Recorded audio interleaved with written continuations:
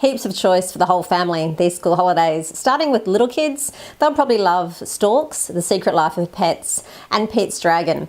Now, Storks is cartoon animation. It has been rated PG in some markets because of some peril. Some scenes are considered possibly scary for small children. If you watch the trailer, you'll see what they mean by this. It's mostly falling and crashing scenes. I mean, like plane or aircraft kind of crashes. I mean, you do see them in the trailer. So if your child is happy to watch the trailer and then go and see the film, I can't imagine there'd be too many problems, but it is pretty family friendly all round. Secret Life of Pets is also rated PG in some markets. And again, it's for mild action, mild peril, a little bit of crude humor. But, you know, once again, if anything, it gets a little bit chaotic in some scenes. So that might be too much for some kids to handle. I don't know. But it is, again, another animated cartoon film aimed at kids. So the whole family should love that one too. Pete's Dragon, however, is quite a different film. This one is completely family friendly in a very old style traditional sense. This is probably the most wholesome film I've seen in years. It reminds me very much of sort of, I don't know, 70s family friendly filmmaking. It's very beautiful. The dragon is superb. It's very lovely. As I said, very clean and very wholesome and very, very easy to watch. Very accessible for everyone in the family. If anything, older kids might not enjoy it so much because it doesn't have action and peril and violence and that kind of stuff in it.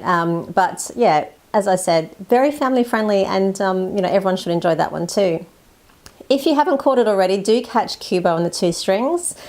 There's been discussion about the film being a little bit on the dark kind of side, and there's, you know, concerns about some little kids perhaps being too frightened. You know, it really does depend on your child. I loved it. My whole family loved it. My little youngest one is 4 and he can't stop talking about it. Really wants to go back and see it again soon.